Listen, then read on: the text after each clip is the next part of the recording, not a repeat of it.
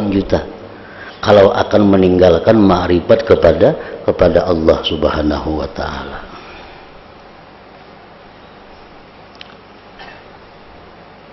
Orang jadi pemimpin aja menanang hakun belapas jadi pemimpin. Orang tuh jadi bupati, ada nang Mbak Ampih jadi bupati, kada kedangar ada sekali, hendak 2 kali. Tegar dibatasi kada boleh 3 kali, jangan tidak 10 kali, tetapinya hendak jadi bupati itu. Kenapa? Karena nyamannya jadi bupati itu. Kemana-mana dikawal, hendak ini ada, hendak itu ada. Nah, hanya bupati. Satu kerajaan yang sangat kecil, yang kada ada artinya dibanding kerajaan Allah. Nah, apalagi orang yang ma'rifat kepada Tuhan itu kada akan mau meninggalkan ma'rifat kalau sudah mereka masuk ke dalam ma'rifat kepada Allah tadi.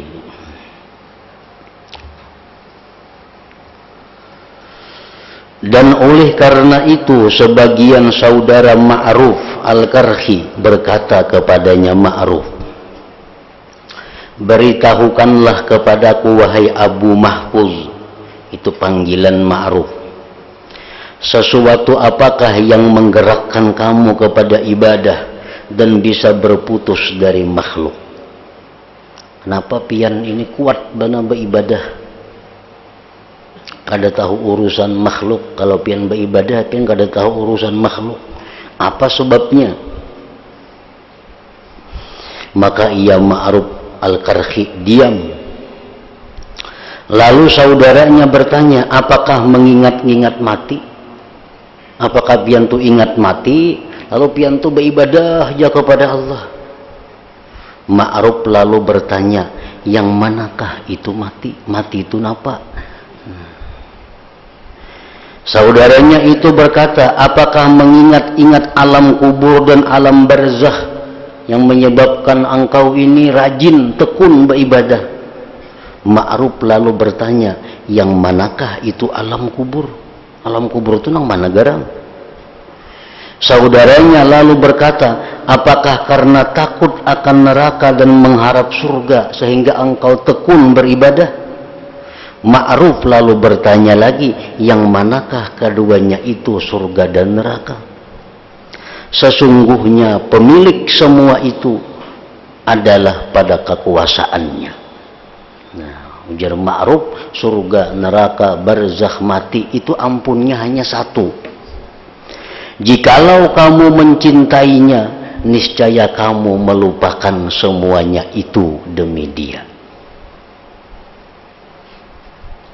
Dan jika ada di antara kamu dan dia ma'rifat, niscaya akan cukuplah untukmu akan semua ini. Nah, kalau ma'rifat kepada Allah, cukup sudah. Urusan kubur selamat, urusan neraka selamat, barzakh selamat. Dan orang yang ma'rifat kepada Allah itu pasti mencintai Allah. Man arafallah faqad ahabbah. Siapa yang ma'rifat kepada Allah pasti mencintainya. Mau kada mau, kalau orang kenal lawan Allah tuh pasti cinta kepada Allah. Dan kayak apa cintanya kepada Allah tergantung pengenalannya kayak apa lawan Allah. Nah, orang yang hanya kenal Tuhan itu lewat buku, lewat pelajaran, mungkin cintanya kepada Allah demi sekian persen. Orang yang ma'rifat kepada Allah, yang sudah merasakan ma'rifat kepada Allah, itu lain lagi cintanya kepada Allah. Nah, puncak kecintaan kepada Allah itu adalah melupakan segala-galanya. Kada tahu lagi neraka, kada tahu lagi surga, karena yang ditujunya itu adalah Allah. Apabila dalam mencintai Allah itu kita masih ingat surga, kita masih ingat neraka, itu menunjukkan cinta kita kepada Allah belum sepenuhnya. Berarti ma'rifat kita pun belum sepenuhnya.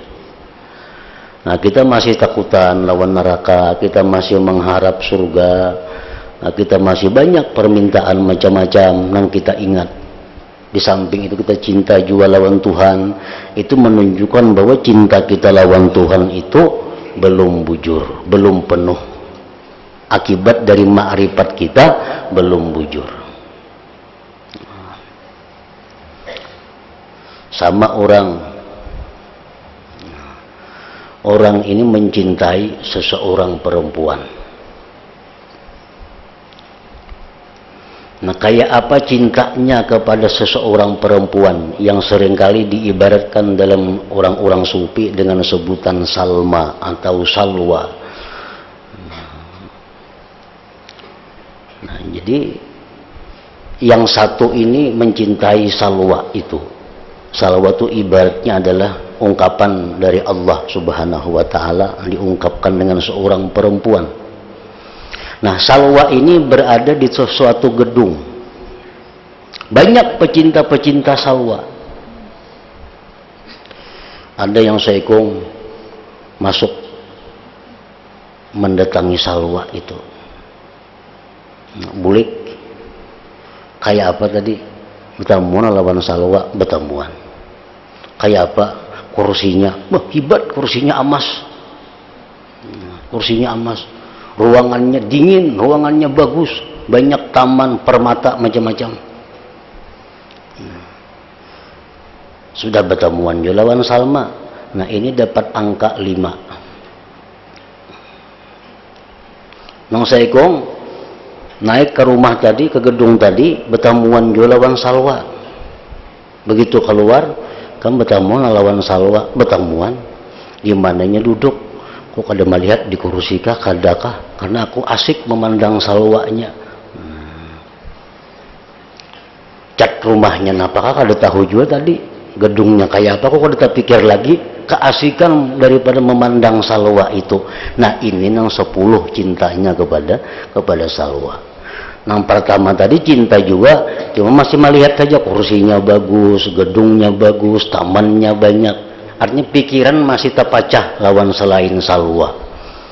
Nang kedua ini kada tahu lagi di mana salwa tadi duduk, di mana kada melihat lagi. Nah, begitu keluar dua orang ini, ditutup pintu gedung. Jadi disuruh yang pertama tadi, ikam lagi sekali masuk ke gedung itu, datangi salwa. Masuk. Jalan. Lawang betutup, tuk mengatuk, dibukai. Temuan lagi lawan salwa, bulik. Kayak apa ikam tadi? Kukatuk aja di rumahnya. Keluar salwanya, bertemuan sawat. Nah, ini yang pertama tadi. Ada yang kedua tadi, begitu disuruh datang ke rumah salwa, berangkat ke rumah salwa. Sampai di muhara lawang, langsung mencium lawang. Lawang dicium, dipusut. Kenapa jurang? Kukira salwa lawang tadi. Ini orang yang cintanya 10 tadi kepada salwa. Lawan lawangnya kada melihat lagi nya, dikira salwanya sudah. Nah, ini menunjukkan ma'rifatnya kepada salwa itu luar biasa. Nah, jadi orang-orang yang kelas seperti itu, yang kada tahu lagi neraka, kada tahu lagi alam barzakh, kada tahu lagi surga. Kenapa? Karena hatinya sudah sibuk dengan yang memiliki semuaan itu, Allah Subhanahu wa Ta'ala.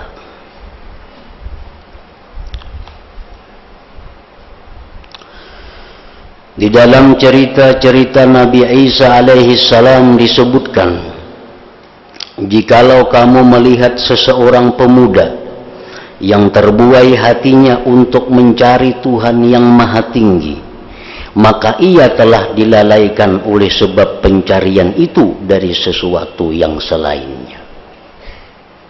Ini Nabi Isa.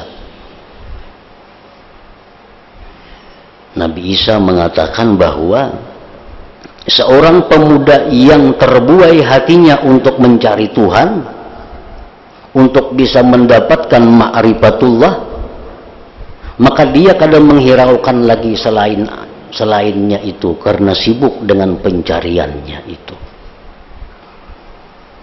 Maka ia telah dilalaikan oleh sebab pencarian itu dari sesuatu yang selainnya. Sebagian para syekh memimpikan Bishr bin Harith ada tuan guru bermimpi bertamu Bishr bin Haris atau Bishrul Hafi. Lalu syekh yang bermimpi itu bertanya kepada Bishrul Hafi tadi. Ujar dan bermimpi, bertakun dalam mimpi, apakah yang dilakukan oleh Abu Nasrin At-Tammar dan Abdul Wahhab Al-Warra? Ini orang-orang top semuaan yang sudah meninggal dunia. Tuan guru yang bermimpi ini bertamuan Bishrul Hafi, bertakun, kayak apa di sana keadaan Abu Nasr? Bagaimana di sana keadaannya Abdul Wahhab Al-Warra? Bishr bin Haris berkata, saya tinggalkan mereka berdua pada saat ini di hadapan Allah Ta'ala, yang mana mereka berdua dalam keadaan makan dan minum. Ujar Bishr Hafi, Abu Nasr, Abdul Wahhab kau tinggalkan. Ini orang bermakan darus di sana, makan minum. Saya lalu bertanya, gitu tuan guru tadi, dan kamu, pian pang ada bermakanan kah di sana? Bishr bin Haris berkata, Allah Ta'ala mengetahui bahwa kesenanganku terhadap makan dan minum sedikit, maka dia memberikan saya memandang kepadanya. Memandang kepada Allah itu adalah ma'rifatullah, dan memandang kepada Allah itu paling lezat dari seluruh kelezatan yang ada di dalam surga. Dalam surga itu kada ada yang kada nyaman, tapi yang paling nyaman memandang Allah, memandang kepada Allah. Orang yang sibuk dengan bidadari, bercumbu dengan istrinya, orang yang asik makan minum, orang yang asik istirahat. Begitu ada pemberitahuan, Allah membolehkan kepada penduduk surga untuk memandangnya. Nah, seluruh yang bersenang-senang tadi meninggal kesenangannya, menghadap memandang kepada Allah. Karena memandang Allah itulah puncak daripada kelezatan nikmat di dalam surga. Dari Ali ibn al-Muwaffaq, ia berkata, saya bermimpi seakan-akan saya masuk surga. Lalu saya melihat seorang laki-laki duduk pada suatu hidangan, dan dua malaikat di sebelah kanan dan kirinya menyuapkan makanan yang enak-enak padanya, dan orang itu terus-menerus memakannya. Dalam surga makanannya disuapi.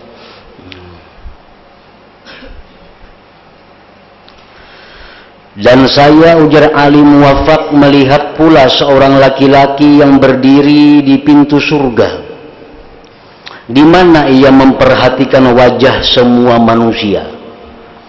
Lalu diperbolehkan sebagian di antara mereka masuk ke dalam surga, dan ditolaknya sebagian yang lain.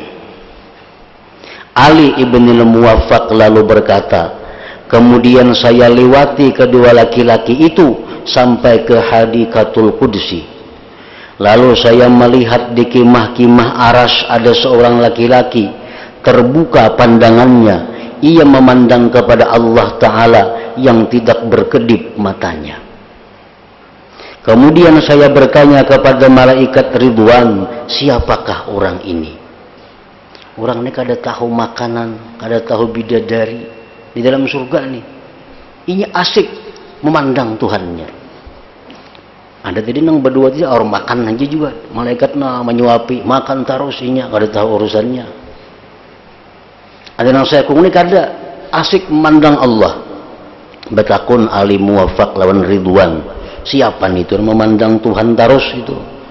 Malaikat Ridwan menjawab, Ma'ruf Al-Karhi itu. Ia beribadah kepada Allah tidak karena takut daripada nerakanya, dan tidak pula karena rindu kepada surganya, akan tetapi karena cinta kepadanya, maka ia dibolehkan memandang kepada Allah sampai hari kiamat. No, jadi Ma'ruf Al-Karhi ini luar biasa, rohnya di dalam surga sampai hari kiamat memandang kepada Allah Subhanahu wa Ta'ala. Ali bin Muwaffaq menyebutkan bahwa ada dua orang laki-laki itu Siapa dua laki-laki tadi? Itu adalah Bishr ibnul Haris al-Hafi dan Imam Ahmad bin Hambal. Nah, kedudukannya lebih tinggi Ma'ruf al-Qarhi tadi di sisi Allah Subhanahu wa Ta'ala. Oleh karena itulah Abu Sulaiman berkata, barang siapa yang pada hari ini sibuk dengan urusan dirinya sendiri, maka dia besok sibuk dengan dirinya sendiri. Ini suatu kata-kata mutiara dari Abu Sulaiman Ad-Darani. Barang siapa yang di dunia ini sibuk dengan urusan dirinya sendiri, urusan badannya, urusan awaknya, urusan kesehatannya, urusan anak bininya, urusan hartanya, urusan tokonya, urusan dagangannya, habis harinya sibuk dengan urusan itu, maka dia besok pada hari kiamat sibuk dengan dirinya sendiri. Hari kiamat pun kayaknya dia sibuk dengan urusan-urusan itu. Dan barang siapa yang pada hari ini di dunia sibuk dengan urusan Tuhannya, nyoba ibadah kepada Allah, sibuknya menuntut ilmu, inya sibuk mengamalkan amalan ini, inya sibuk mengatur kemaslahatan ini, inya sibuk membaca salawat, inya sibuk ke majelis taklim, maka dia besok di akhirat sibuk dengan Tuhannya. Nah, artinya urusan di akhirat inya hanya urusan dengan Tuhannya. Jadi artinya kita kalau maunya memandang di akhirat tuh kita kayak apa? Di akhirat kayaknya apakah kita nyaman atau kita sakit? Tuh kawa sudah kita memandang mulai wah ini. Kita sudah kau menangguh diri kita di akhirat itu. Nyaman atau sakit? Kawa menangguhnya. Kawa sudah memperhitungkannya. Bila dalam dunia ini kita sibuk dengan urusan diri kita, di akhirat kayaknya kayak itu juga. Bila kita sibuk di dunia dengan urusan ibadah, urusan taat, di sana kita sibuk bertemu dengan Allah Ta'ala. Jadi sebenarnya tiap-tiap orang itu sudah kawa mengetahui nasibnya di hari kiamat, di akhirat kaina. Apakah aku ini nasibku ini di akhirat kaina bertemu dengan Tuhan? Apakah di akhirat kaina aku bertemu dengan syaitan? Itu sudah tahu sebenarnya kita dari diri kita, dari hati kita. Takuniha hati kita seorang tuh, aku ini mati ke surga kan neraka. Takuniha hati kita. Nah, hati kita akan menjawab, asa bujur-bujur menakuni, ikam ini mati ke neraka kah surga kah? Takuni pang. Nah, itu hati bisa menjawab. Artinya di akhirat ini kita pajang berat kah urusan kaina, pajang nyaman kah? Takuni hati seorang, istabti qalbak, ujar Nabi kita. Coba takuni hati ikam, tahu sudah jawabannya.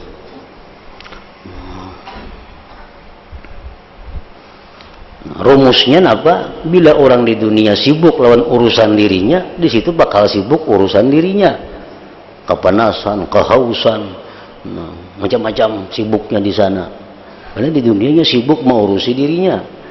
Bila orang di dunia sibuk dengan ibadah kepada Allah, di sana kesibukannya adalah bertemu dengan Allah. Nah, kemudian Sufyan Al-Thawri bertanya kepada Rabi'atul Adawiyah.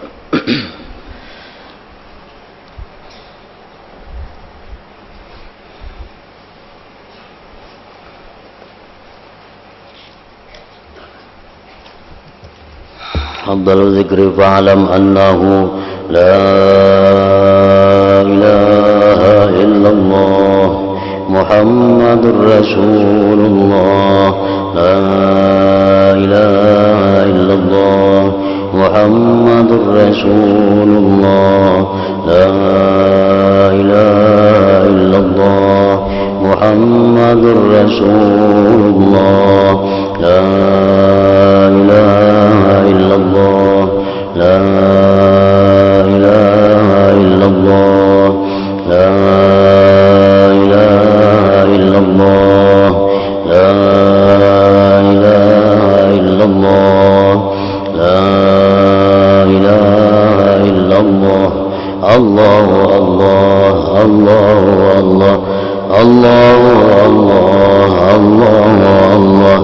الله الله الله الله الله الله الله الله الله الله الله الله الله الله الله الله لا إله إلا الله محمد رسول الله لا إله إلا الله محمد رسول الله لا إله إلا الله محمد رسول الله لا إله إلا الله الفاتحة إلى حضرة النبي وآله وصحبه الحمد لله الرحمن الرحيم مالك يوم الدين إياك نعبد وإياك نستعين اهدنا الصراط المستقيم صراط الذين أنعمت عليهم غير المغضوب عليهم فيا أيها الرجل منه شفاعة صلوا عليه سلموا تسليما اللهم صل وسلم